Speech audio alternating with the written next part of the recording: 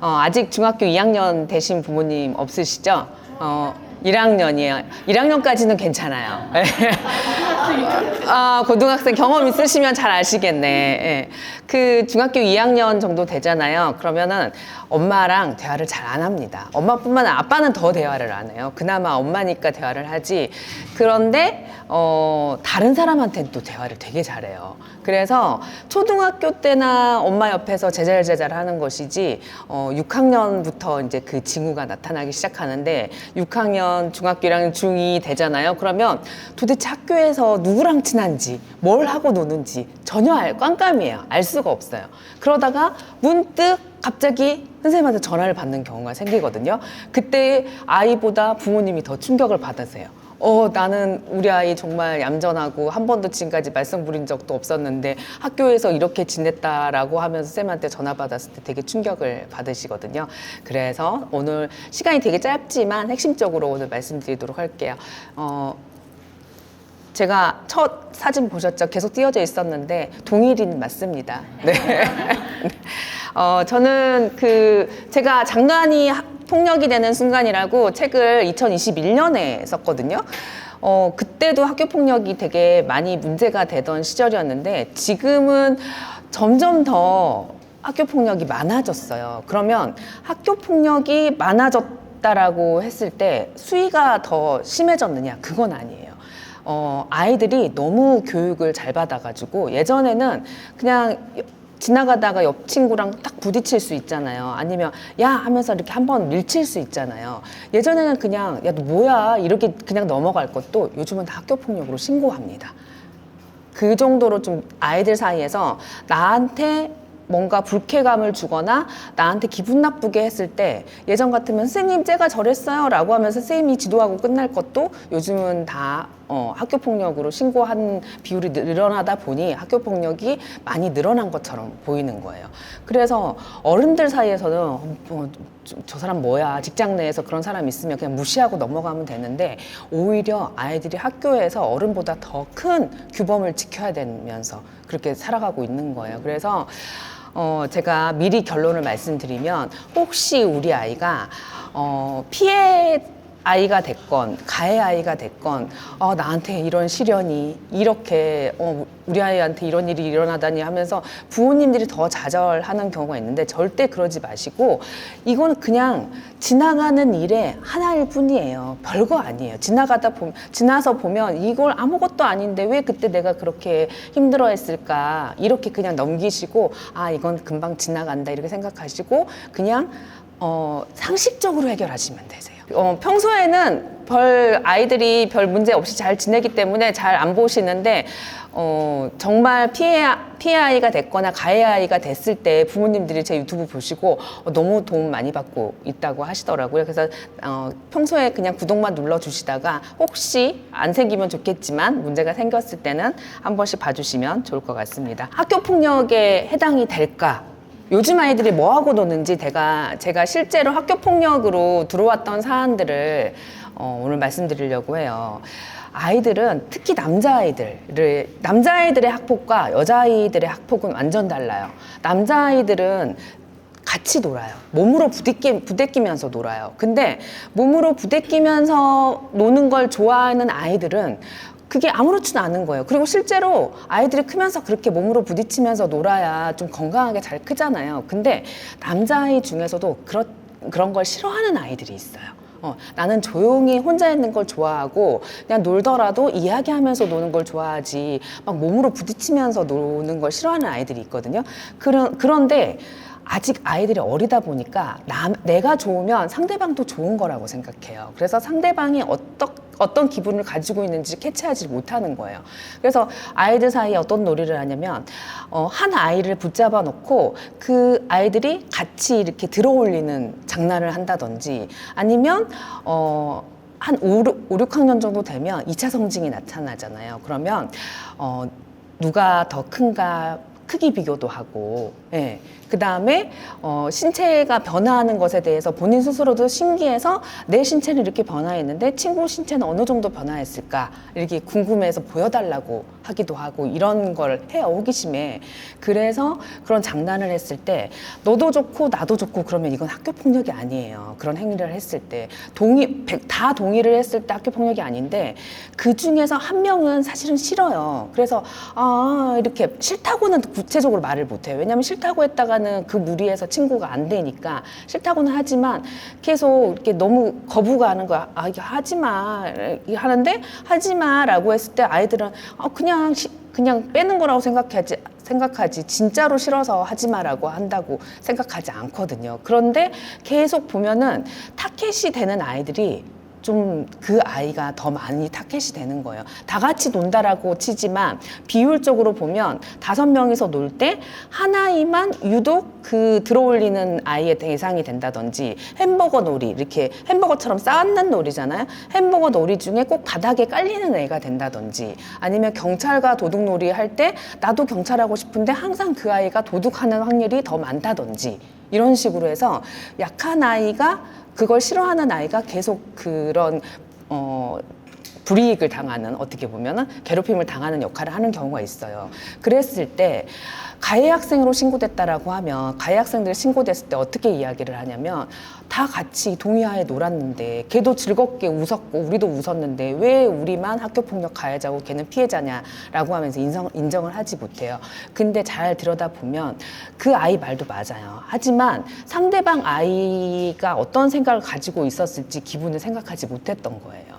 그래서 그런 것도 학교 폭력에 해당을 하고 그 다음에 남자아이들 서로 자기 사진을 찍어서 친구한테 보내기도 하거든요. 그리고 친구 사진을 찍어서 자기가 받기도 하고 서로 동의하에 찍어서 보내는 것은 그건 문제가 안 돼요. 근데 내 성기 사진을 찍었는데 상대방한테 보냈을 때 상대방이 받는 것에 대해서 동의하지 않았는데 보냈다. 그러면 이거는 통신매체 이용음란죄라고 해가지고 성폭력 범죄에 포함돼요.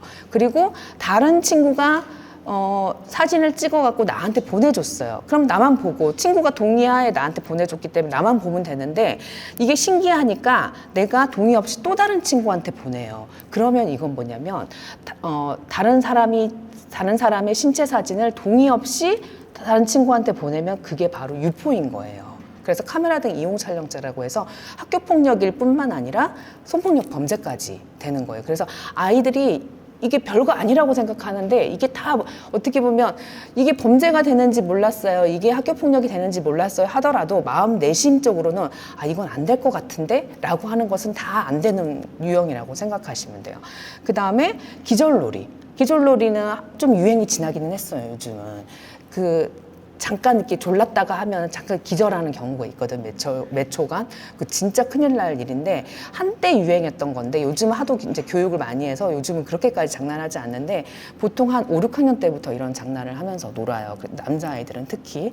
그 다음에 요즘 아이들의 언어폭력 유형 중에서 어떤 걸 많이 하냐면, 남미세, 여미세라고 아시죠?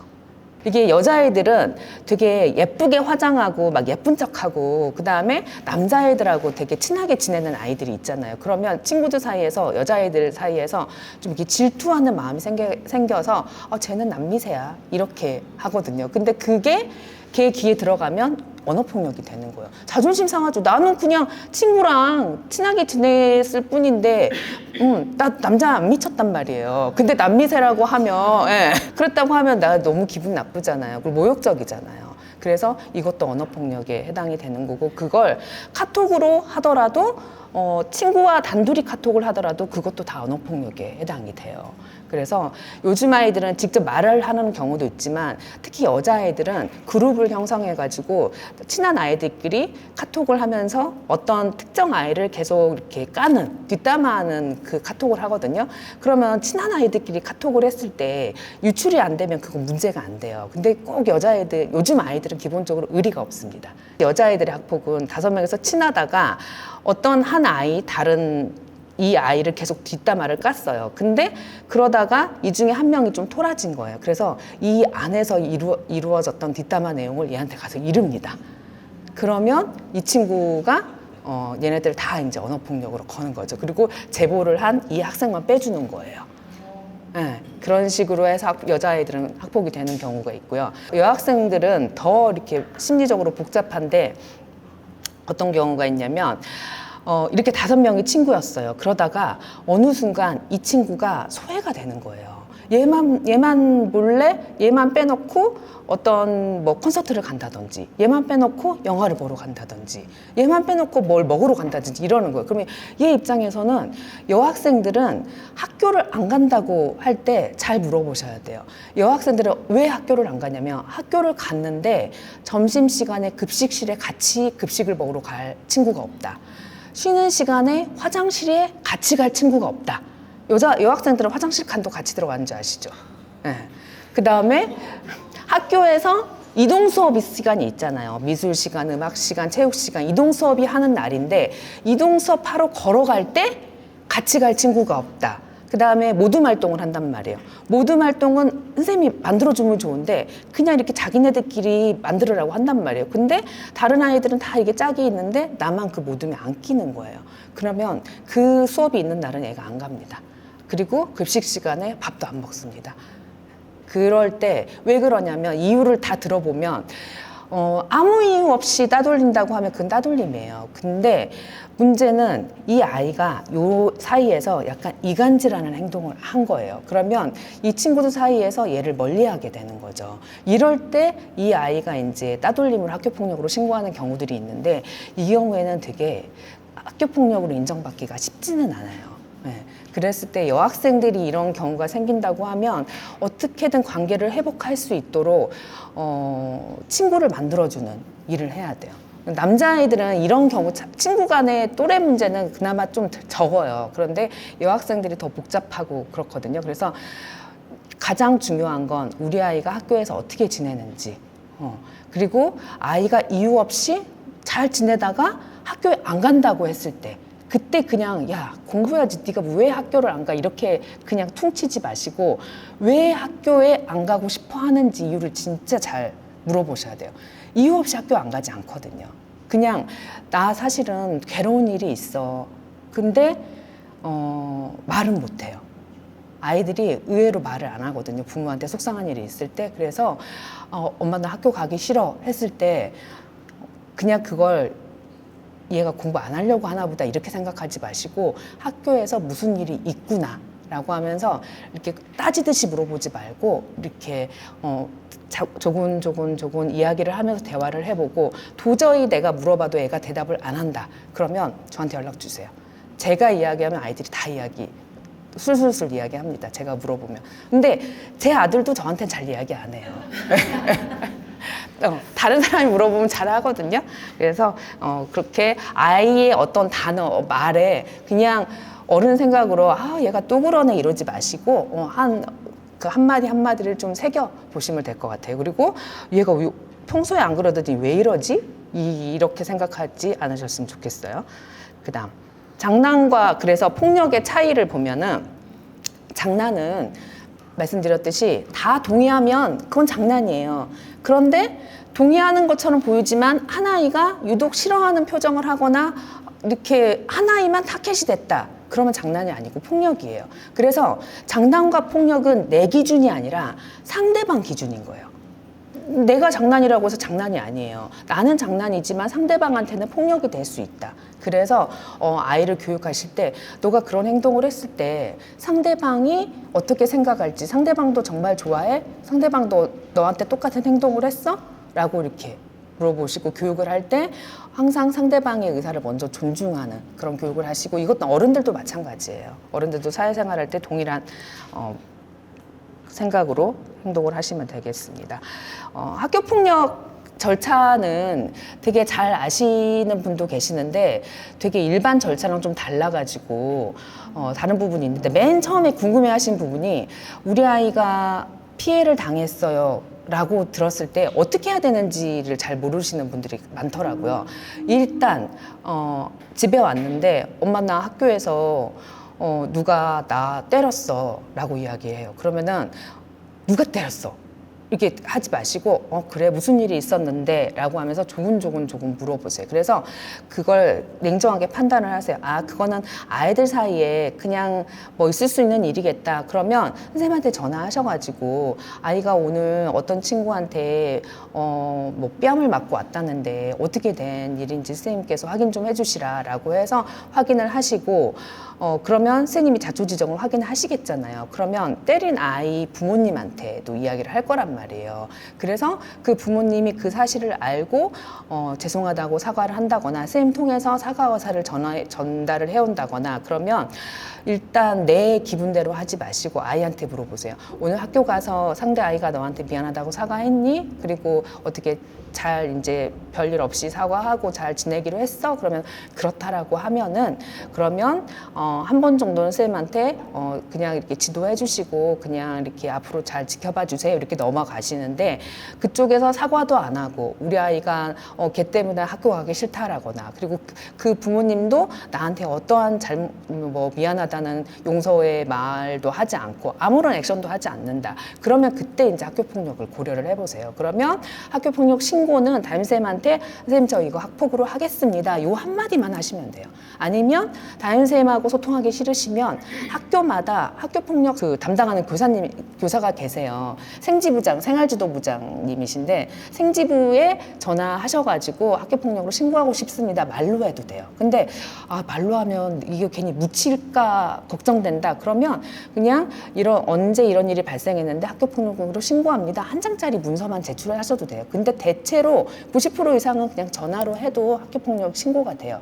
그러면 학교에서 아이를 불러서 학생 확인서라는 문서를 주면서 너가 어떤 피해를 당했는지 한번 써봐 라고 하면서 스스로 쓰게 해요. 보통의 학교는 아이를 쉬는 시간에 불러서 쓰도록 하거든요. 근데 어떤 학교는 학생 확인서라는 거를 종이를 줘서 집에 들려보내서 보호자 확인서라는 종이랑 같이 해서 들려보내서 당했던 일을 써가지고 보내라고 합니다. 보호자 확인서라. 그러면 그때 이제 본격적으로 절차가 되는 거고요. 이제 학생 확인서가 제출이 되면 교육청에서 전담조사관이 나와서 조사를 하게 됩니다. 그리고 나서 사안 조사가 다 끝나면 학교장 자체 종결 여부는 피해 학생이나 피해 학생 보호자가 동의하지 않으면 절대 학교장 자체 종결로 끝낼 수가 없어요. 아무리 경미한 별것도 아닌 사안이라고 하더라도 피해 학생 쪽에서 동의하지 않으면 무조건 교육청으로 다 넘어갑니다. 네, 그렇게 해서 교육청에 이제 기일이 잡히면 심의기일에 출석하고 조치받고 이렇게 끝나는 거예요. 가해 학생으로 신고된 경우도 마찬가지로 선생님한테 전화가 오죠. 아드님이 따님이 가해 학생으로 학교폭력 신고 당했습니다. 그러면 어떻게 해야 돼요? 어떻게 하면 돼요? 그러면은 일단 제일 먼저 할 일은 피해 자초지종을 아이한테 진심으로 확인을 해봐야 되겠죠. 정말 너가 그렇게 한 행동이 맞아? 라고 물어보고 맞다라고 하면은 아이들이 기본적으로 거짓말을 한다고 생각하셔야 돼요. 어떤 부모님들은 우리 아이는 제가 그렇게 키우지 않았기 때문에 절대 거짓말을 할 줄을 몰라요. 이렇게 하는 부모들이 있는데 누가 거짓말을 안 해요? 우리도 거짓말을 하잖아요. 기본적으로 사람들은 방어 기제가 있기 때문에 내가 잘못을 하더라도 100 잘못하면 30만 이야기합니다. 아이들은 더더욱 그래요. 엄마한테 혼날까 봐. 오히려 더 줄여서 이야기하거든요. 그래서 아이가 조그맣게 나 사실은 나 별거 안 했는데 걔가 그런 거야 라고 하더라도 괜찮아. 엄마가 너 혼내지 않을게. 너가 잘못하면 정말 사과를 해야 되니까 있었던 일을 엄마한테 솔직하게 이야기해줘. 화내지 말고 물어보셔야 돼요. 그래서 정말 잘못한 게 맞다. 그럼 제일 먼저 해야 될 게 뭐냐면 사과예요. 담임쌤한테 전화해서 그 상대방 부모님 연락처도 모르고 카톡도 모르잖아요. 그러면 연락할 수 있는 곳은 담임쌤밖에 없어요. 그래서 담임쌤한테 정말 상대 부모님한테 사과를 하고 싶은데 좀 이렇게 연락처 알려줄 수 있느냐라고 하면은 대체로 한 70%는 연락처 안 알려주십니다. 상대방이 싫다고 합니다라고 해요. 그럼 담임쌤께서 그럼 적극적으로 해주면 좋잖아요. 담임쌤은 더 이상 적극적으로 하지 않아요. 왜냐하면 민원에 시달리기 싫거든요. 그래서 싫답니다 하고 끝이에요. 그럼 거기서 저는 사과하고 싶었는데 상대방이 싫다고 하니까 그럼 뭐 어쩔 수 없죠. 여기서 멈추면 안 돼요. 가해 학생은 우리잖아요. 조치받는 아이는 우리 아이잖아요. 그래서 그러면 사과 편지를 쓰세요. 사과 편지를 써서 담임쌤한테 전해주세요. 그러면 전달은 해줍니다. 아니면 아이 편에 보내서 편지를 전하게 한다든지 이런 식으로 해서 사과 의사를 전하면 학교장 자체 정도로 해결할 수 있는 경우가 훨씬 많아요. 그래서 어떻게든 사과 의사가 꼭 전달이 돼야 됩니다. 그러면 대부분은 학교장 자체 정도로 끝내요. 네, 그렇게 하고 끝까지 우리 아이가 뭘 잘못했냐 이렇게 되면은 결국은 아이만 상처받는다. 이렇게 생각하시면 될 것 같습니다.